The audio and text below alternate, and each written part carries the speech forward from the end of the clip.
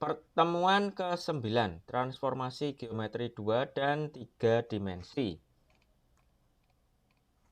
Kita masih ada di sini, transformasi dan animasi 3 dimensi. Sub pokok bahasan adalah rotasi pada sembarang titik, current transformation matrix, kemudian inverse transformasi, terus GL load identity, GL push matrix, sama GL pop matrix. Setelah itu 3 dimensi, masuk ke 3 dimensi di sini. Canvas versus viewing volume. Kemudian 4 setting OpenGL untuk 3 dimensi. Kemudian glued wire sama glued solid. Berikutnya juga masih bangun bervolume dan kubus manual. Ini latihannya dari transformasi dari pertemuan yang sebelumnya. Terus rotasi pada titik sembarang. Rotasi dan scale itu bergantung pada sumbu koordinat yang saya contohkan di pertemuan sebelumnya. Kalau kita tidak merotasi sesuatu, maka dia akan dirotasi terhadap sumbu koordinatnya. Nah, bagaimana jika kita ingin merotasi pada titik yang selain sumbu koordinat? Maksudnya gimana, Pak? Maksudnya begini. Jadi kalau ini objeknya, sumbu koordinatnya dari sini, kita melakukan rotasi, dia akan rotasinya begini. Nah, gimana caranya kalau ini sumbu koordinatnya di sini, ini barangnya di sini ya. Saya mau dia berputarnya begini. Sekalipun sumbu koordinatnya ada di sini. Jadi dia berputar pada titik tengahnya dia.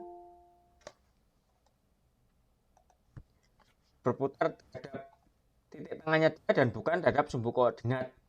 Nah, itu caranya adalah kita translate dulu objek ke sumbu koordinat. Setelah itu melakukan rotasi atau scale. Setelah itu ditranslasi balik ke posisinya semula. Jadi yang tadi contohnya kalau saya tidak merotasi terhadap titik tengahnya di sini, maka saya translate dulu ke titik sumbu koordinat. Saya rotasi, terus saya balik ke sini.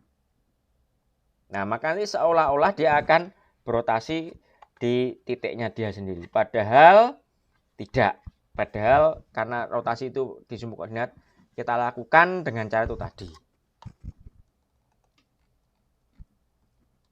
Ini contohnya ada objek tidak dirotasi pada titik P di sini. Maka dirotasi dulu. Ini dipindah ke sumbu koordinat.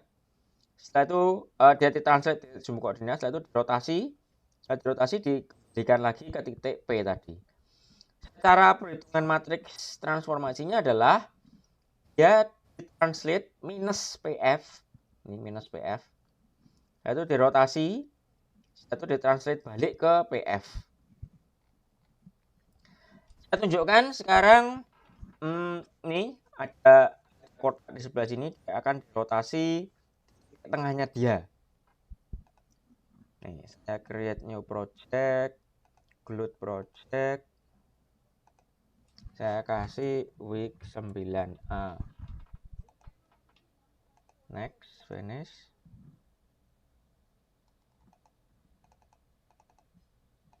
Ini saya del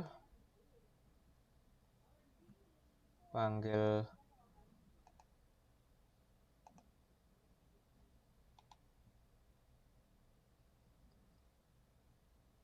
triangle CPP. Terus di sini saya select all. Saya paste, saya coba run dulu.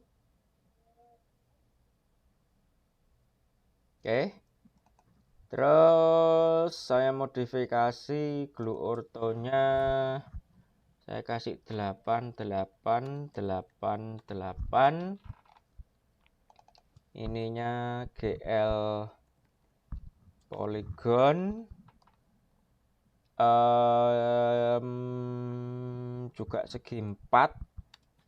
Segi 4. Saya kasih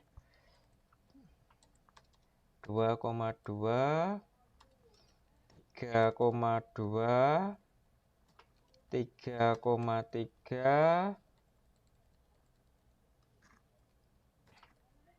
Setelah itu 2,3. Saya run dulu. kurang lebih begitu. Terus GL begin, GL lines, GL end, GL vertex,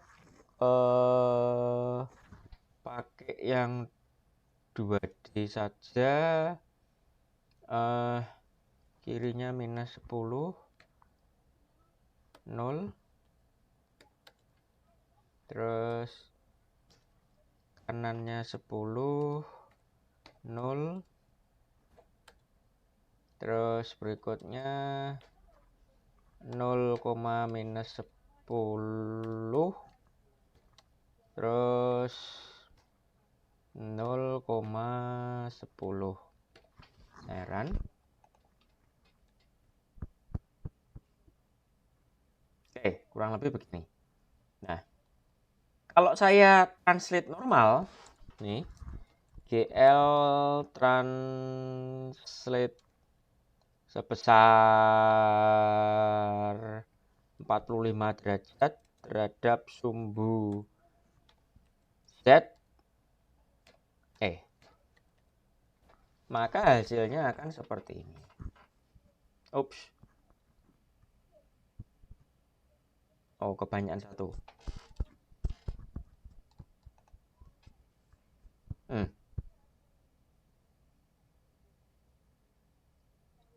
Oh, sorry, bukan translate. Maksud saya ada rotate. Oke, run. Nah, kalau di rotate secara langsung, dia munculnya di sini. Dia tidak rotate di tempatnya dia sendiri. Ya, tadi karena dia rotasinya ditentukan dari sumbu koordinat. Dia berotasi terhadap sumbu koordinat.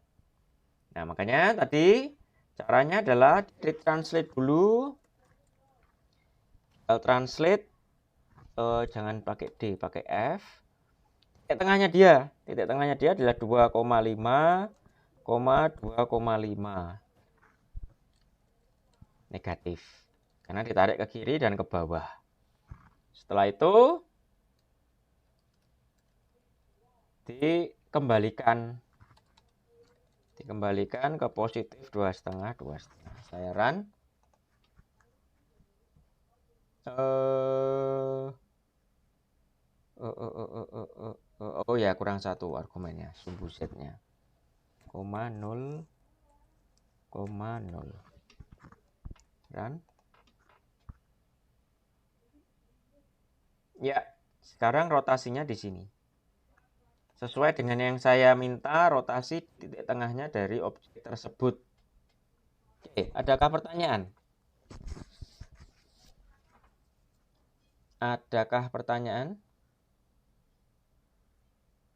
Sampai sini? Silakan dicoba sendiri ya. Belum, Pak. Silakan dicoba sendiri. Kalau ada pertanyaan silakan ditanyakan.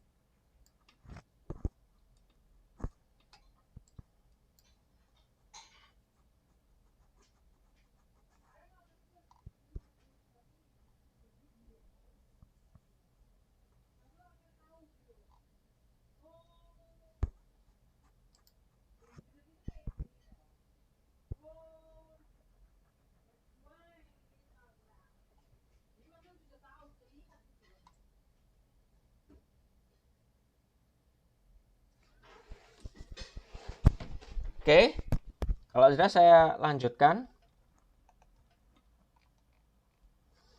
Current transformation matrix ini sudah sempat saya bahas sedikit di pertemuan selanjutnya, yaitu matriks yang menyimpan nilai transformasi dan diterapkan untuk semua vertex. OpenGL punya cara untuk memanipulasi elemen-elemen CTM secara langsung. Tapi yang diajarkan di kelas ini adalah untuk memanipulasi CTM gunakan transformasi. Ada, mekanismenya ada, tetapi tidak saya ajarkan. Saya hendak membiasakan mahasiswa dengan perintah-perintah transformasi terlebih dahulu sebelum mengedit elemen per elemen. Terus implementasi pada pipeline. Jadi kalau kita punya vertex itu kalau satu, Kalau lebih dari satu, vertices namanya. Ini ada vertex V, vertex U. Ini kalau masuk ke pipeline, dia masuk dulu ke bagian transformasi. Dia diaplikasikan transformasi T. Hasilnya, TU sama TV berpindah posisinya. Sebelumnya V di kirinya U, sekarang V di kanannya U. Nih, hasilnya TU dan TV. Kemudian masuk ke proses selanjutnya, yaitu proses rasterizer. Menghasilkan pixel. Ini di-create frame buffer. Jadi akan terbentuk garis yang menghubungkan titik U dan titik V. Posisinya U dan V sudah sesuai dengan yang sebelumnya dari hasil transformasi di sini. Tapi nanti berupa pixelnya dia keluar berupa garis. Ini pipeline, ini yang sempat saya singgung di pertemuan pertama. Bahwa komputer grafik itu mengikuti proses tahapan demi tahapan yang jalannya adalah secara serial yang disebut dengan nama pipeline. Berikutnya adalah inverse transformasi.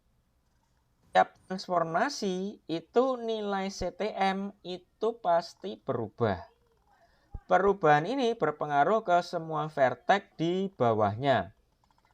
Jika fungsi display dipanggil beberapa kali oleh operasi resize window misalnya, maka CTM akan berubah-ubah tiap pemanggilan display.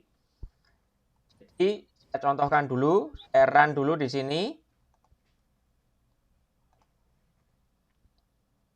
Ini kan, ini kalau saya resize, dia berubah. Loh Pak, kok tampilannya begini Pak? Iya, karena sebelumnya di sini CTM-nya normal, kita ketemu ini translate F, rotate, kemudian translate F. Itu dia baru gambar kotak. Ketika dia balik lagi ke fungsi display, kondisinya CTM tidak lagi normal, tidak lagi identitas. Kondisinya CTM terpengaruh ini, terpengaruh hasil transformasi yang dilakukan sebelumnya. Sehingga ketika dia menggambar garisnya ini, garis koordinatnya ini, jadinya miring begini. Terus ketemu lagi, kena transformasi lagi di sini, translate F, rotate F, translate F. Baru gambar kotaknya kayaknya jadinya gambarnya begini. Ini kalau saya panggil lagi ya dia akan terus muter terus di sini. Karena sifatnya akumulatif. Apa yang dilakukan, transformasi yang dilakukan sebelumnya akan numpuk di CTM. Numpuk terus di situ. Nah, ini tadi kembali karena sudah persis 360 derajat. Ini efeknya sekali lagi karena transformasi itu adalah perkalian matrik dan matriknya ada di CTM. Makanya berakumulasi dia. Nih contohnya ketika saya panggil fungsi display yang pertama kali, CTM yang awal jadi CTM aksen. Ketika dipanggil lagi fungsi display yang berikutnya, yang kedua, CTM aksen jadi CTM double aksen. Dipanggil lagi fungsi display yang ketiga, CTM double aksen jadi CTM triple aksen. Demikian seterusnya.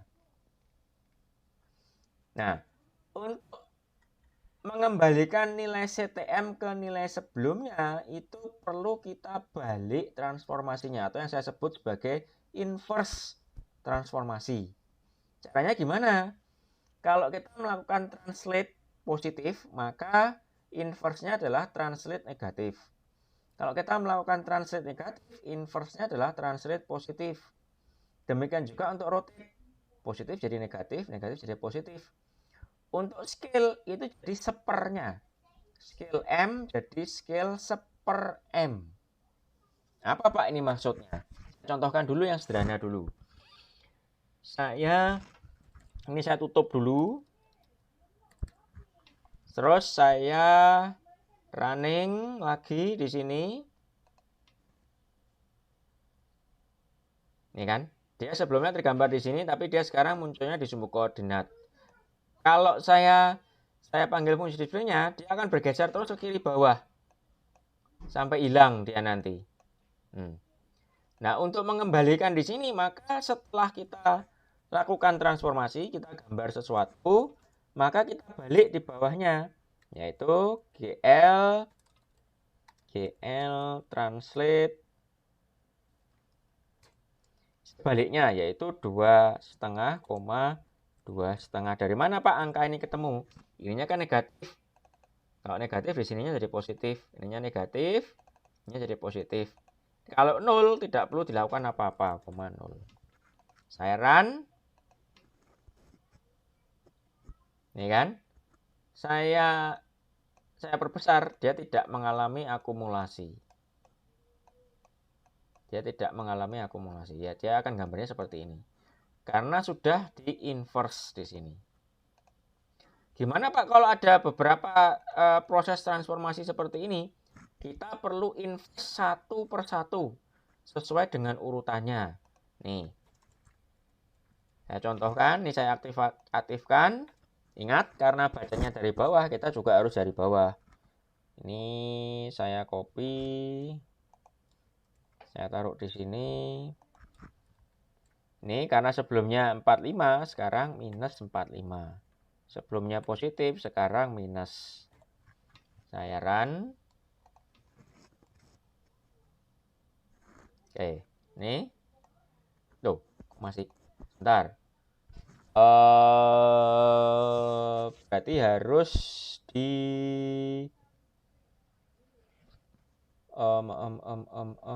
harus dibalik.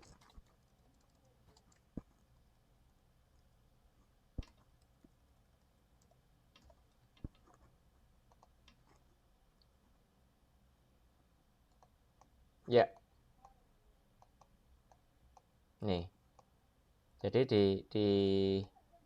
di apa namanya? Diperbesar, dipanggil fungsi displaynya, dia tetap sama tampilannya. Ada pertanyaan dulu. Ada pertanyaan dulu.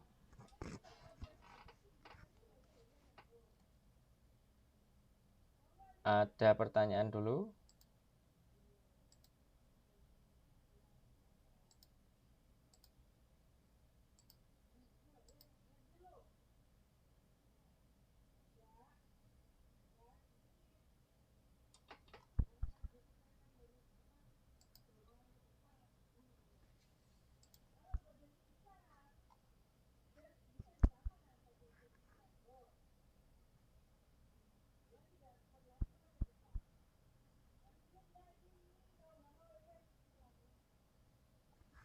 Ada pertanyaan dulu kah? Belum ada, Bapak. Oke. Untuk transformasi jamak, inverse transformasinya harus diurutkan seperti mengurutkan tanda kurung. Jadi kalau sebelumnya kurung siku, kurung kurawal, kurung biasa, maka ditemukan dulu kurung biasa, kurung kurawal, kurung siku.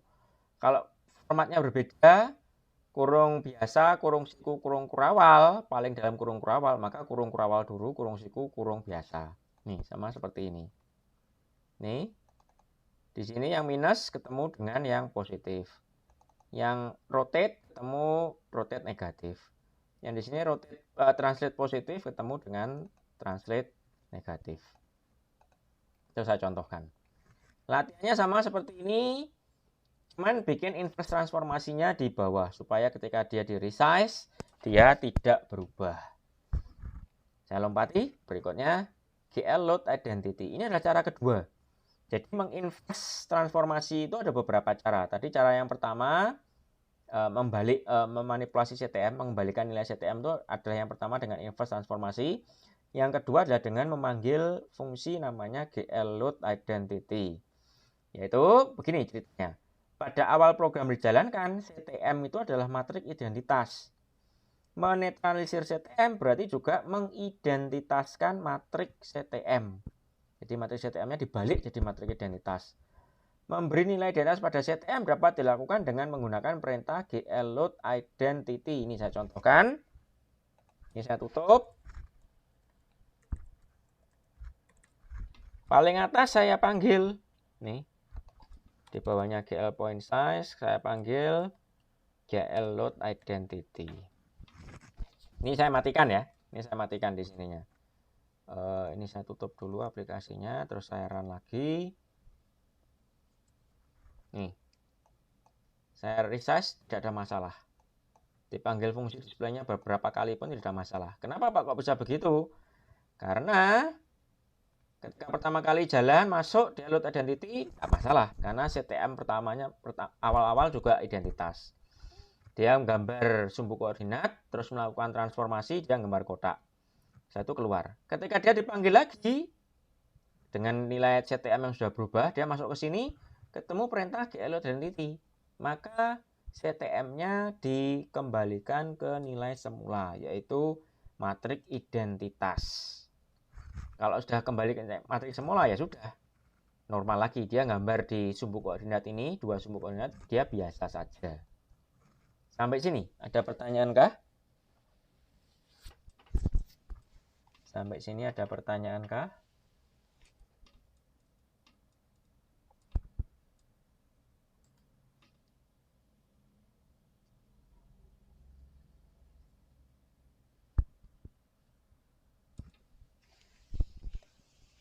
Ada pertanyaan kah? GL load identity. Nih, latihannya sama ini. Tapi menggunakan GL load identity.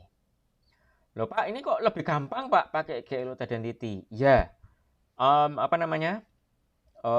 GL load identity itu lebih mudah karena dia cukup sekali dipanggil di atas selesai. Tetapi ada kalanya kita perlu melakukan parsial transformasi. Jadi ada objek-objeknya banyak, kemudian ada beberapa objek yang harus ditransformasi dengan yang ini. Terus ada beberapa objek bawahnya tidak butuh transformasi yang ini, tapi butuh dua transformasi atasnya. Nah, kalau yang sepanjang itu, maka harus dinetralisir yang paling bawah, terus digambar yang berikutnya. Yang berikutnya gambar objek yang berikutnya akan tetap terpengaruh transformasi yang kedua dan yang pertama. Ada masanya seperti itu. Makanya saya jelaskan yang inverse transformasi juga. Tidak hanya ngomong tentang yang load identity. Ada pertanyaan kah? Ada pertanyaan kah?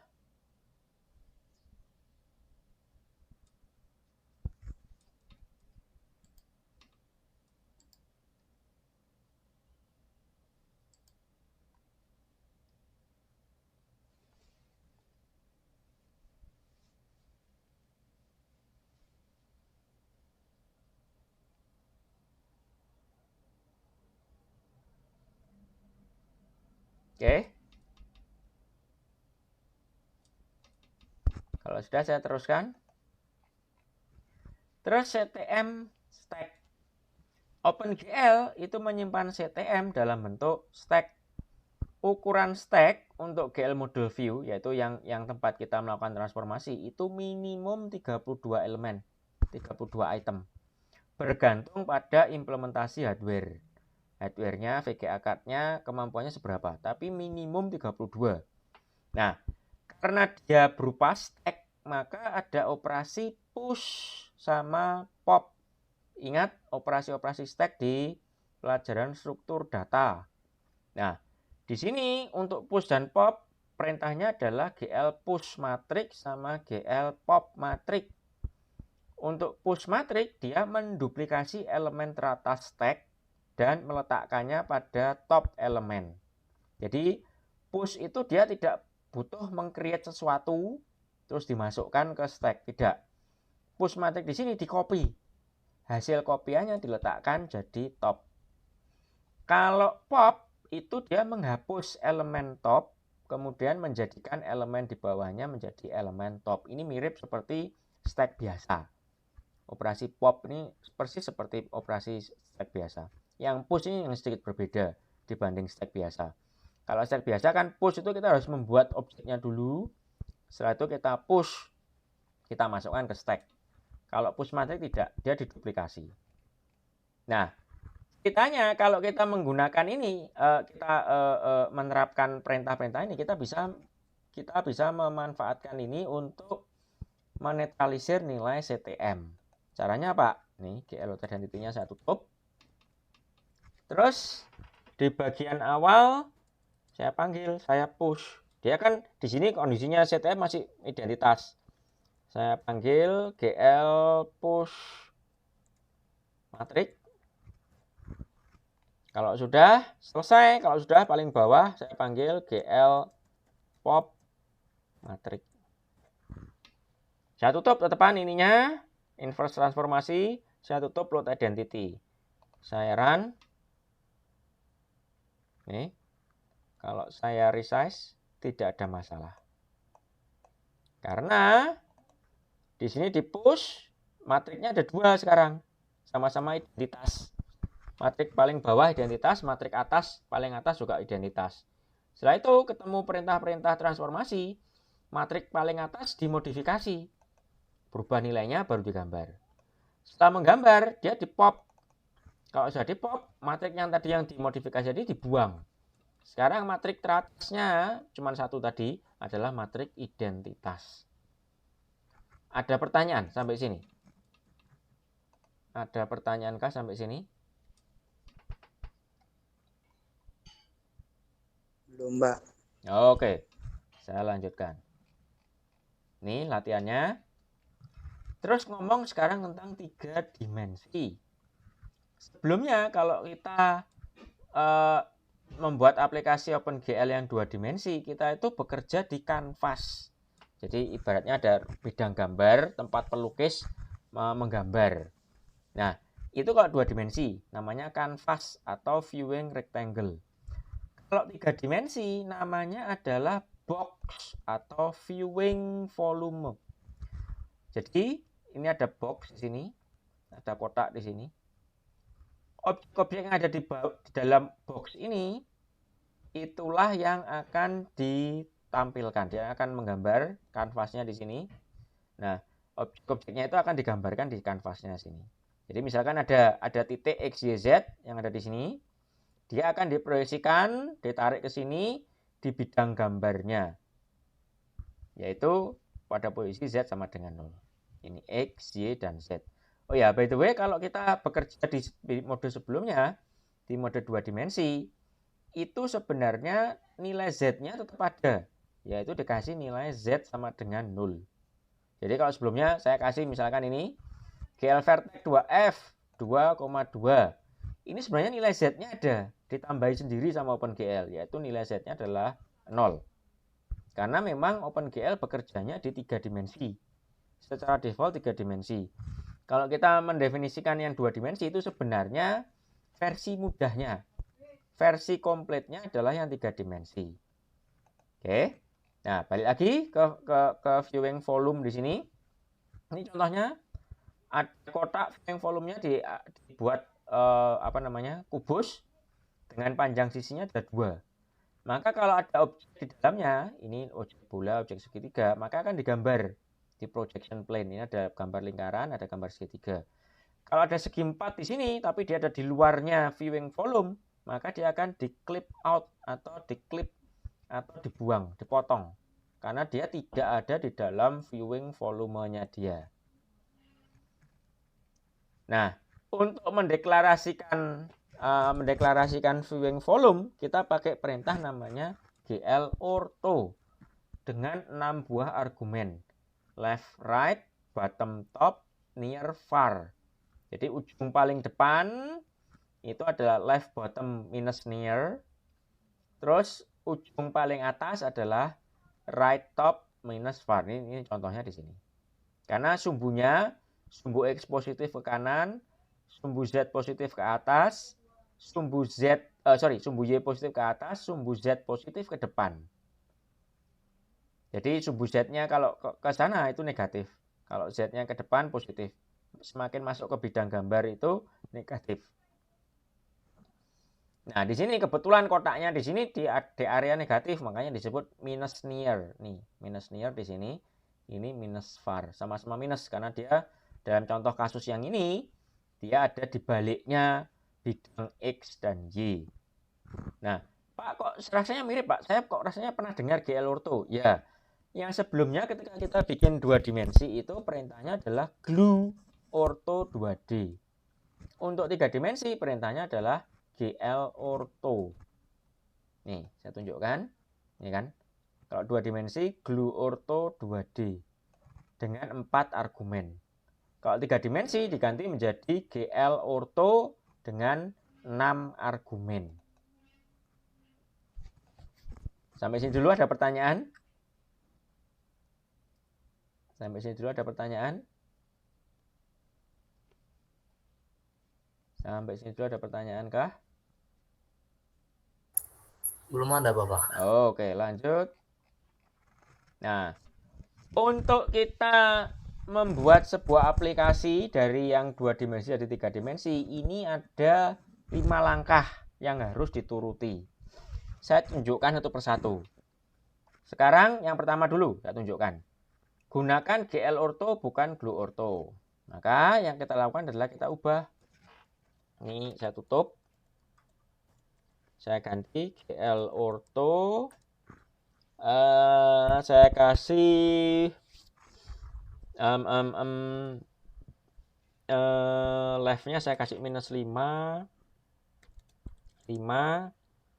Setelah itu bottom-nya adalah -5. Terus near-nya 5, far-nya -5. Ini yang langkah pertama. Berikutnya gunakan GL enable GL depth test. Ini saya copy. Saya letakkan di my init GL enable GL depth test. Setelah itu gunakan glut init display mode. Ini ada di fungsi main. Saya copy, ini kan. Glut init display mode. Saya tutup. Saya ganti yang baru. Bedanya di sini ada glut single, glut RGB. Saya kasih glut RGB sama glut depth. Ada tambahannya. Depth di sini untuk menentukan kedalaman. Jadi nilai pada sumbu Z. Nilai pada sumbu Z itu kedalaman. Nah, karena 3 dimensi ya harus dikasih ini. Display modenya ada depth. Berikutnya GL clear, GL color buffer bit sama GL depth buffer bit. Ini ada di fungsi display. Kalau fungsi display yang 2 dimensi cuman GL clear, GL color buffer bit. Sekarang saya ganti menjadi GL clear, GL color buffer bit sama GL depth buffer bit. Kedalamannya harus dibersihkan. Tiap kali fungsi display dipanggil, color buffer bitnya dibersihkan, depth buffer bitnya juga dibersihkan. Terus pada beberapa kasus diperlukan juga GL shade model, GL flat. Nah, tidak semua komputer butuh ini. Di komputernya masing-masing. Ada yang butuh, ada yang tidak. Ini kalau tahu saya komputer-komputer yang semakin baru itu tidak diperlukan yang ini GL shade model. Yang lama-lama kadang butuh yang seperti ini. Makanya saya kasih tanda ngomong cek. Jadi tidak butuh. Kalau tidak butuh ya tidak usah ditambahkan. Nih, saya run dulu. Butuh titik koma. Saya run. Oke. Ini 3 dimensi sudah. Kalau sudah jalan begini dia sudah formatnya format 3 dimensi. Loh Pak, mana Pak 3 dimensinya? Ya, belum kelihatan.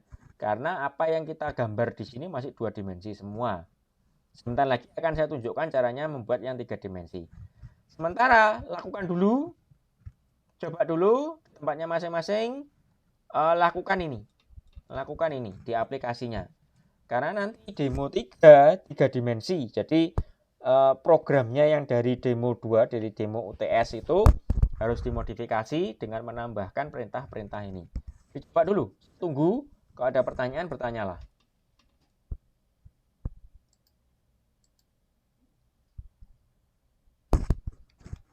Saya tunggu dulu. Silahkan kalau ada pertanyaan.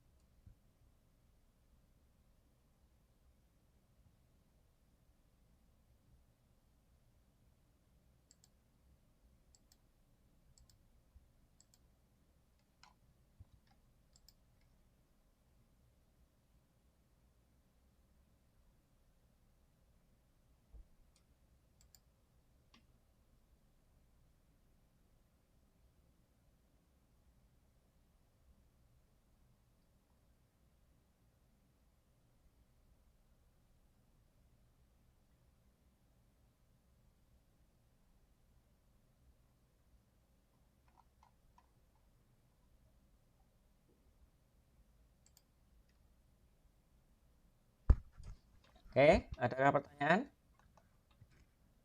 Pastikan aplikasinya yang dari demo 2 bisa dikasih dengan perintah-perintah ini dan bisa berjalan.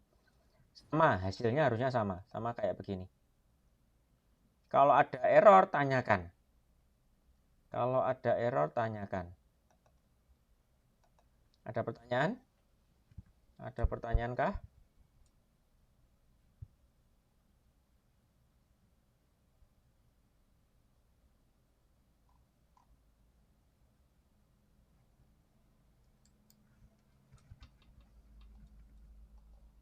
Kalau tidak ada, saya teruskan. Nah, ini terus kita hendak membuat objek 3 dimensi. Ini sebelumnya komputer grafik itu ada yang namanya praktikum. Makanya ini saya sebut sebagai dari modul praktikum. Saya tunjukkan di sini. Supaya menunjukkan bahwa ini aplikasinya memang sudah 3 dimensi. Ininya saya kasih tanda komentar dulu, saya tutup semua. Oke.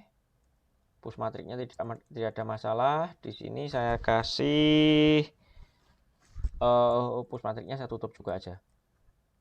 Push matrixnya sama pop matrixnya saya tutup. Terus saya kasih glued wire cube. Size-nya coba 3. Terus saya run. Nah, ini. Loh Pak, katanya cube Pak. Ini kok masih cuman bujur sangkar. Iya, karena dia tampilnya persis tegak lurus terhadap bidang EGY. Makanya dia kelihatannya hanya kotak begini. Supaya kelihatan 3 dimensinya, saya kasih rotate. GL rotate saya kasih 25 lah. Terhadap semua sumbu. Saya run. Nih kan. Kalau saya panggil lagi fungsi displaynya, dia akan berputar.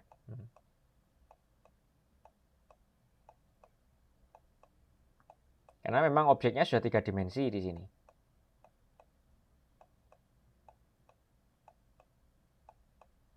Oke, dicoba dulu di tempatnya.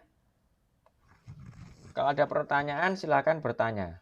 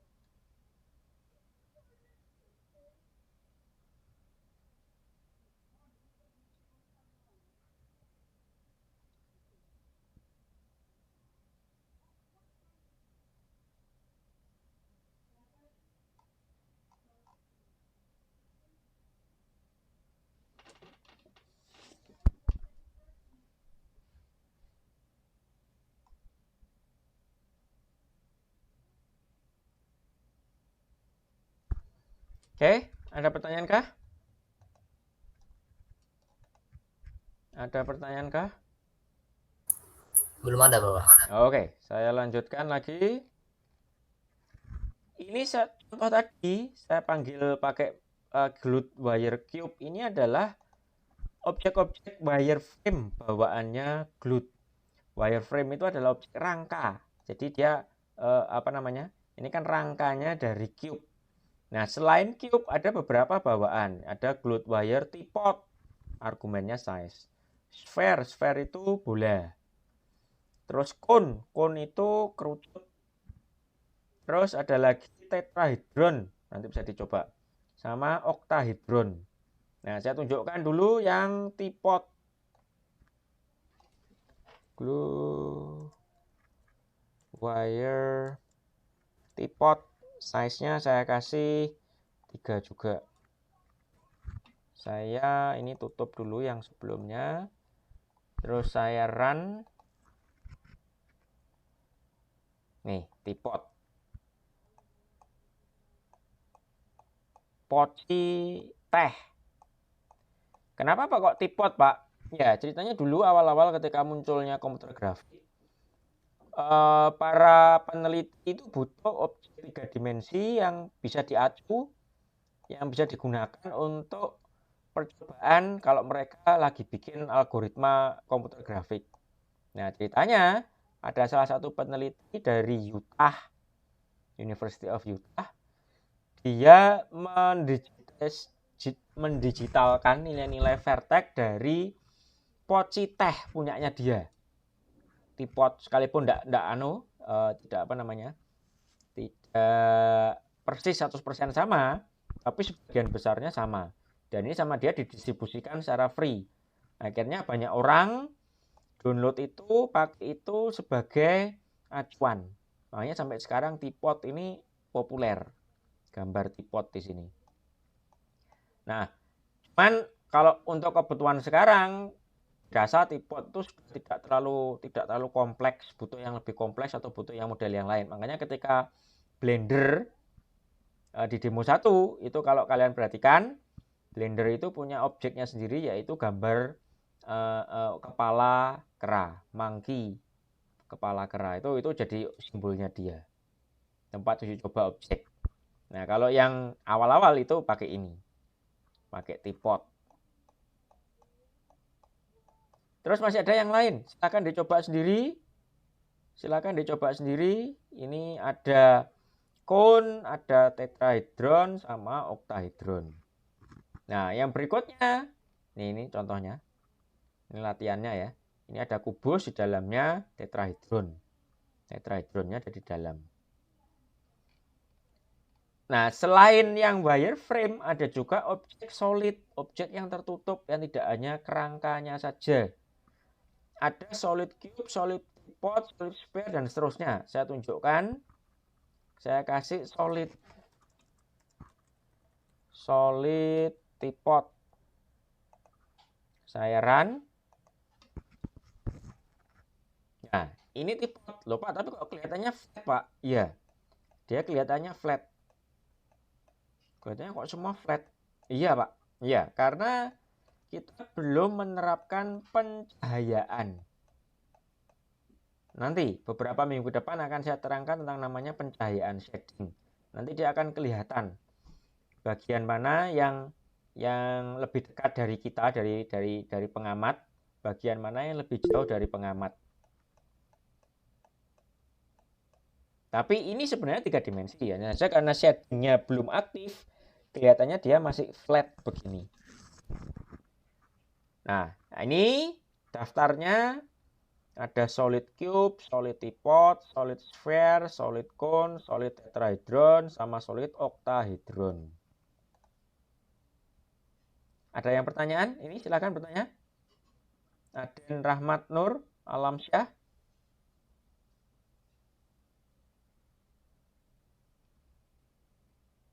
Silakan bertanya. Ayo. Atau salah pencet? Oke, saya anggap salah pencet. Oke, lanjut. Nih contohnya objek solid di sini. Yang tipe. Terus selain bawaan, ada kalanya kita perlu membangun objek 3 dimensi buatan kita sendiri. Karena memang tidak disediakan di di glut. Nih, sekalipun glut memiliki banyak objek 3 dimensi bawaan, kadang kita perlu objek 3 dimensi yang berbentuk khusus. Contohnya kubus warna tanpa shading. Jadi bikin kubus tapi tanpa shading, kita bisa tahu itu shading. Kita bisa tahu bahwa itu adalah kubus. Nah, kalau yang seperti itu perlu tahu cara membuat objek 3 dimensi secara manual. Sebentar, saya tunjukkan dulu. Apa sih maksudnya? Ini saya kasih solid cube. Size-nya 3 tadi. Ini saya tutup dulu yang running sekarang. Saya run lagi. Ini kan kubus. Tapi karena tanpa pencahayaan kelihatannya flat. Kita tidak tahu sisi yang mana, sisi perpindahan antara sisi yang sini dengan sisi yang sini dengan yang sini tidak bisa kelihatan. Nah, kalau yang semacam ini kita perlu bikin kubus manual. Nah, untuk bikin kubus manual ini kita perlu tahu yang namanya bangun bervolume. Sebuah bangun yang punya volume, bangun 3 dimensi, itu kita bisa buat dari kumpulan bangun datar yang menjadi pembatas sisi-sisi luarnya. Jadi kalau di sini ada kubus di sini, itu kan dia punya 6 sisi. Sisi depan, sisi samping kanan, sisi samping atas, samping kiri, samping bawah, sama samping belakang. Nah, kita bisa bikin kubus itu dengan menggabungkan 6 sisi tersebut. Kita tempel lokasinya sesuai, maka kita akan bisa bikin sebuah kubus. Nah, untuk membuat tiap sisi ini, gunakan aturan tangan kanan. Jadi kalau sisi yang depan, ini saya tunjukkan dulu. Ini kan kubus ini ya. Sisi yang depan aturan tangan kanan. Jadi vertex 1, vertex 2, vertex 3, vertex 4. Sisi kanan aturan tangan kanan begini. 1, 2, 3, 4. Modelnya begini. Yang kiri kebalikannya. Tangan kanan kan begini. Begini modelnya. 1, 2, 3, 4. 1, 2, 3, 4. 1, 2, 3, 4. Jadi muternya begini ya kalau yang sini. Kalau yang atas begini, yang bawah begini. Kalau yang atas 1, 2, 3, 4. 1, 2, 3, 4. Yang bawah sebaliknya. 1, 2, 3, 4. 1, 2, 3, 4. Yang kalau depan tadi begini, yang belakang begini, kebalikannya. Oke. Saya jadi ini ya. Kalau yang depan V0, V1, V2, V3. Kalau samping kanan V0, V3, V4, V5. Samping atas V0, V5, V6, V1. Samping kiri V1, V6, V7, V2. Samping bawah V2, V7, V4, V3. Samping belakang V6, V5, V4, V7. Jadi modelnya begitu. Nah, untuk memberikan nilai vertexnya sekarang kita gunakan GL vertex 3F. Kalau yang sebelumnya 2F, sekarang 3F. Kalau transformasi gimana Pak? Transformasi dilakukan dalam format 3 dimensi, jadi tidak masalah. Oke, saya tunjukkan dulu. Ini agak lama ya, karena saya harus membuat satu persatu. GL ini saya kasih yang depan dulu. Depan. GL begin, GL saya kasih poligon. Terus GLN. Di dalamnya GL vertex 3. Saya kasih yang mudah 3D saja. Yang depan 0,0,0. Jangan. Yang depan Z-nya 1. Terus saya copy.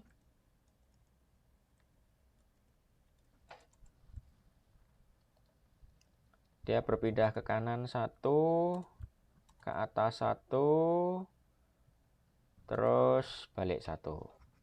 Ini yang depan. Saya kasih berikutnya setelah depan yang saya copy saja.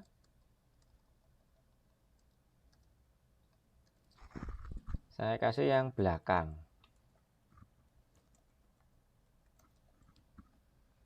Yang belakang semuanya 0.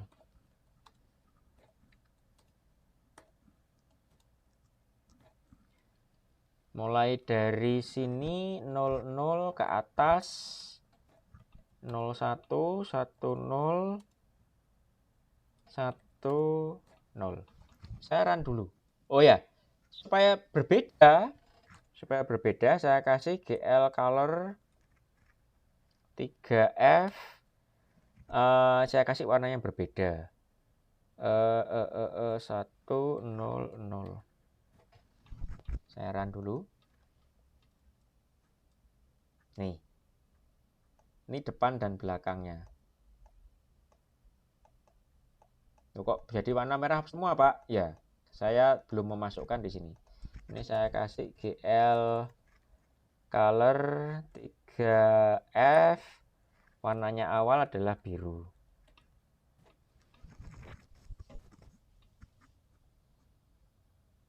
Oke, sudah. Depan dan belakang sudah. Berikutnya saya kasih yang sisi. Saya copy dulu. Saya kasih sisi kanan. Kanan. Warnanya saya ganti. Kemudian sisi kanan itu semuanya 1. Nilai X-nya. Terus sisi kanan nilai Y-nya 0. Ininya 0. Z-nya 0. Terus Y-nya 1, Z-nya 1. Oke, terus ininya 1, 1. Ininya 1, 0. Saya run dulu. Ya, nih.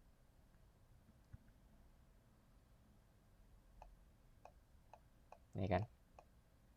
Terbentuk 3 sisi. Oke. Kanan sudah, berikutnya yang kiri.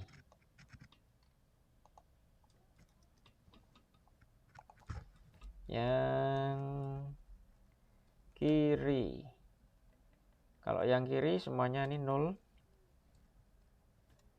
0, 0, 0. Kalau kiri di sini 0, 0, maka sininya adalah 0, 1, sininya 1, 0. Kasih warna yang berbeda. Saya run.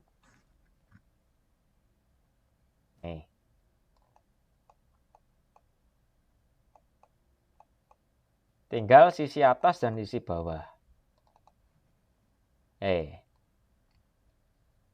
Saya kasih sekarang sisi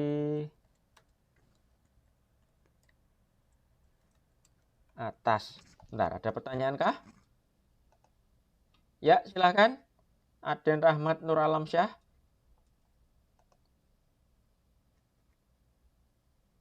Silahkan kalau ada pertanyaan.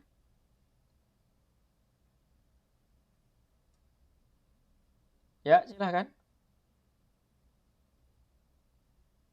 Halo? Ada pertanyaan kah? Belum, Pak. Oh, tidak. Ya sudah. Saya balik lagi ke sini. Tadi sudah depan, belakang, kanan, kiri. Sekarang yang bagian yang atas. Saya kasih warna berbeda lagi. Yang atas itu berarti semuanya 1 di Y. Terus yang atas saya mulai dari 00.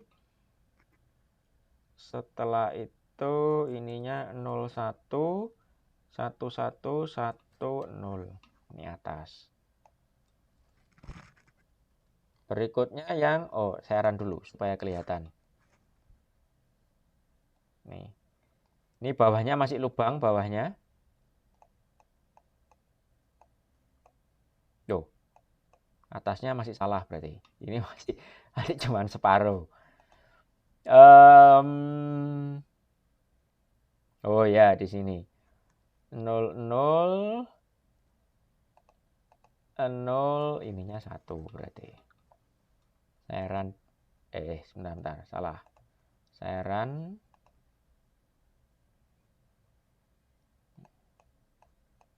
Ya. Nih, sudah tertutup dengan warna kuning. Yang terakhir adalah yang sisi bawah. Sisi bawah. Nah, kalau sisi bawah semuanya ini 0. Ini dibalik, ini 1, 0. Ini 0, 1. Warnanya saya kasih ini, run. Nih, sudah. Tutup, warnanya magenta.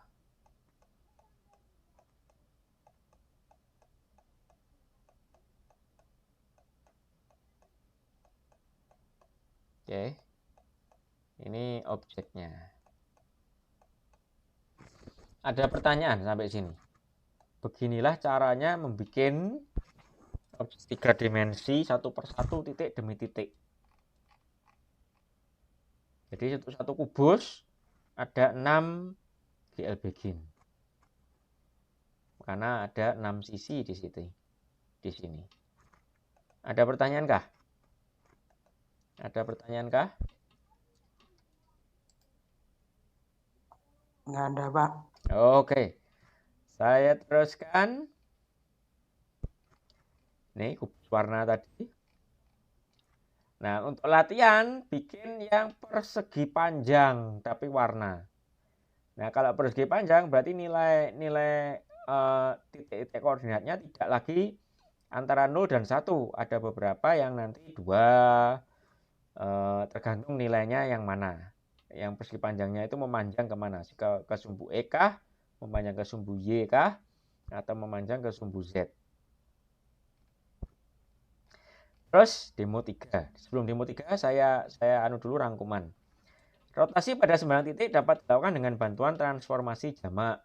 Mengembalikan nilai CTM setelah transformasi dapat dilakukan dengan inverse transformasi, GL load identity, atau push pop matrix.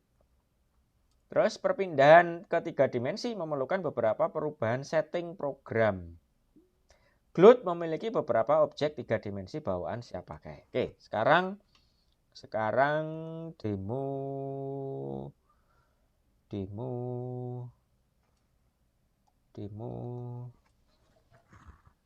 saya pakai yang di sini. Ini masih yang format yang tahun 2014, belum saya update lagi. 2014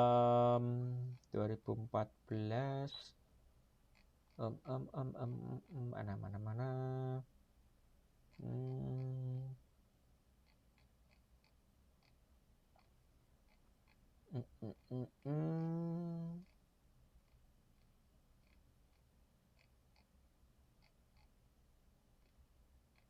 ya. Buat aplikasi yang menampilkan game ular tangga 3 dimensi menggunakan OpenGL. Ada 2 mode view di demo ini. Mode tampilan ortogonal dari atas papan ular tangga. Pada mode ini tampilan program akan persis sama dengan tampilan demo 2. Mode tampilan isometrik. Pada mode ini program akan menampilkan papan ular tangga pada sudut view agak ke atas, sehingga bentuk 3 dimensi game akan terlihat. Kotak lantai game dibuat jadi transparan. Pergantian mode tampilan dilakukan dengan menekan tombol V kecil atau V besar dari view. Saya tunjukkan di sini contohnya.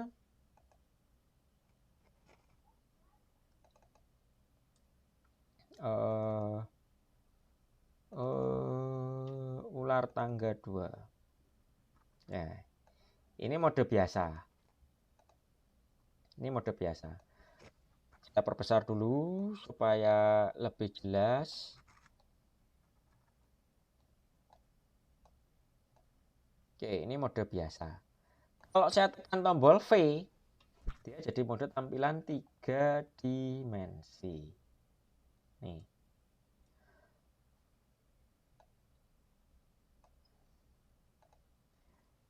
Detail pengerjaan. Dinding, lantai, atap, ular tangga yang berupa objek 2 dimensi di demo 2 dibuat menjadi 3 dimensi. Ukuran ular tangga berapa kotak kali kotak tetap mengikuti sistem di demo 2. Angka NRP diubah menjadi objek 3 dimensi. Ular dan tangga diubah menjadi objek 3 dimensi. Ular harus memiliki minimal satu sisi miring. Bentuk ujung tangga terserah, boleh siku, boleh sejajar dengan sumbu koordinat.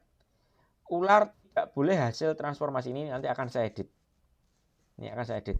Buat dua mode view ortogonal dan isometrik. Pada mode isometrik, papan ular tangga dapat dirotasi pada sumbunya menggunakan tombol JKLI atau J besar, K besar, L besar, I besar. Nih, saya tunjukkan. Ini bisa dirotasi. Kelihatan bentuk 3 dimensinya dia. Lantainya transparan, jadi dari balik lantai bisa kelihatan objek-objeknya.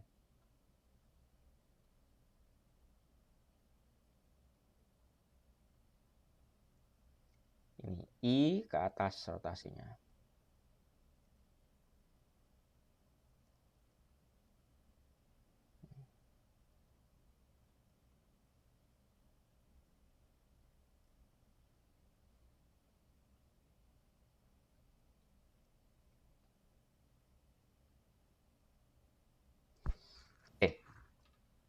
Pada mode isometrik, kotak sel dibuat jadi transparan.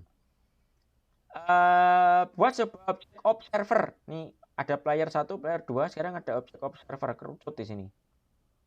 Yang dapat digerakkan ke kanan, kiri, atas, bawah menggunakan tombol ASDW. Nih. Ya, ASDW, dia bisa gerak nih. Bawah, kiri, atas. Posisi awal objek observer ada di sebelah kiri. Dua objek player. Objek observer dibuat sedemikian rupa sehingga tidak dapat keluar dari area papan ular tangga. Ini saya naikkan, mentok di sini. Saya tekan tombol atas, dia tidak mau keluar. Ini ke kiri, saya tekan tombol kiri, dia tidak mau keluar. Mentok di situ. Saya tekan ke bawah, mentok di sini. Dia tidak bisa keluar dari sini. Demikian juga sisi yang paling kanan. Ini, si paling kanan. Dia mentok di kanan di sini. Dia tidak bisa keluar dari area ular tangganya. Kriteria penilaian dinding, lantai, atap 3 dimensi. Ini nanti akan saya modifikasi. Tapi intinya mahasiswa sudah mulai bisa mengerjakan. Yang dikerjakan adalah semua objek 2 dimensi di demo 2 diganti jadi 3 dimensi. Jadi lantainya, dindingnya, terus kemudian angka NRP-nya, ular, tangganya, semua jadi 3 dimensi semua. Termasuk player. Terus, yang transparan nanti minggu depan akan saya jelaskan gimana membuat transparan. Rotasi mesh sudah bisa mulai dikerjakan. Karena rotasi dengan 3 dimensi sudah ada. Saya sudah menjelaskan tentang transformasi rotasi itu sudah 2 minggu ini. Minggu sebelumnya yang 2 minggu yang lalu sama yang minggu ini. Terus objek player 1 dan 2 diubah jadi 3 dimensi. Harus berbeda bentuknya, boleh menggunakan glued solid. Terus collision detection sederhana untuk objek observer dan sisi-sisi luar papan. Oke, sampai sini ada pertanyaan kah? Akan saya update akan saya update tentang tugasnya dengan detailnya nanti berikutnya. Tapi sampai sini ada pertanyaan kah? Permisi Pak, untuk layarnya juga harus gerak seperti pertemuan demo 2 Pak? Betul, layarnya geraknya seperti demo 2. Ini yang mana nih? Ini yang saya tutup. Ini kan.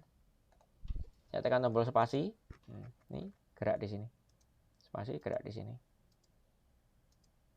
Nih, dia dapat tangga, dia pindah sini. Jadi memang ini dibangun, demo 3 ini dibangun dari demo 2. Demo 2-nya saya ambil, saya ganti jadi 3 dimensi objek-objeknya. Jadi ininya bagian kode yang dadu, bagian kode pergerakan ini tidak saya edit sama sekali.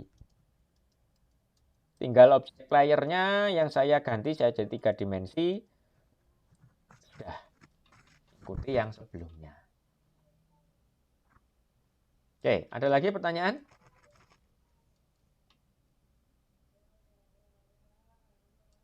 Ada lagi pertanyaan?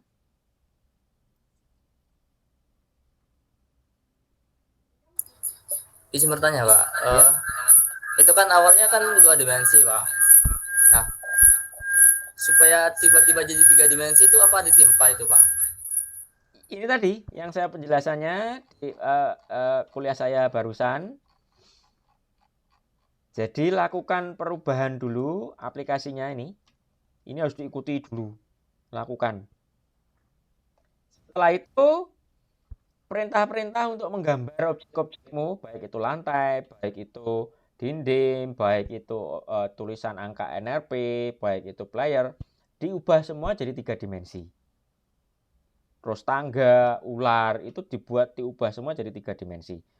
Jadi yang sebelumnya dia gambar cuma sisi depan, ini balik ke sini lagi.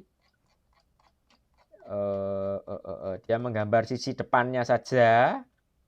Nah, sekarang ditambahi sisi-sisi yang lain supaya dia jadi bangun yang punya volume. Jadi yang sebelumnya cuma 1 sisi, sekarang ada 6 sisi untuk kotak. Begitu. Ada pertanyaan lagi? Ada pertanyaan lagi? Berarti itu dari awal udah 3 dimensi, tapi yang 2 dimensi kalau awal-awal cuma ditampilin 2 dimensi, tampilan depannya doang gitu, Pak, maksudnya. Ketika demo 2 tampilannya 2 dimensi. Tetapi OpenGL punya kemampuan dia menampilkan 3 dimensi selama setting untuk program 3 dimensinya ngikuti yang tadi, yang saya jelaskan tadi, plus objek-objeknya tidak lagi cuma satu lembar, supaya nanti ketika dia diputar bisa. Ininya begini. Lakukan dulu adalah perubahan ini. Mana tadi? Lakukan dulu perubahan ini, setelah itu di-run. Apakah programnya yang dari demo 2 kemarin bisa jalan dengan baik? Kalau tidak bisa jalan, coba satu persatu. Ada yang kurang enggak dari perintah-perintah ini? Kalau bisa jalan, berarti itu sudah siap jadi 3 dimensi. Programnya sudah bisa menampilkan objek-objek 3 dimensi. Tinggal mengubah dari menggambar lantai, menggambar dinding, menggambar ular, menggambar dimensinya dari yang sebelumnya 2 dimensi jadi objek 3 dimensi.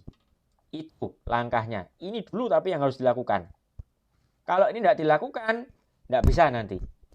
Jadi 3 dimensi tidak akan bisa. Oke, ada lagi pertanyaan? Terima kasih, Bapak. Ada lagi pertanyaan?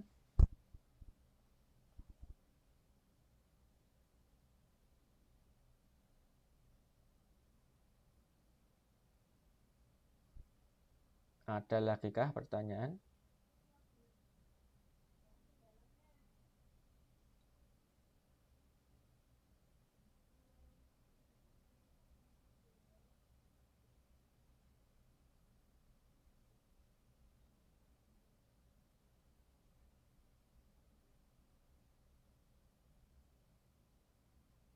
Ada lagi kah? Kalau tidak ada, kuliah kali ini saya akhiri sekian. Kita ketemu lagi minggu depan. Silakan mahasiswa log off dari Google Meet.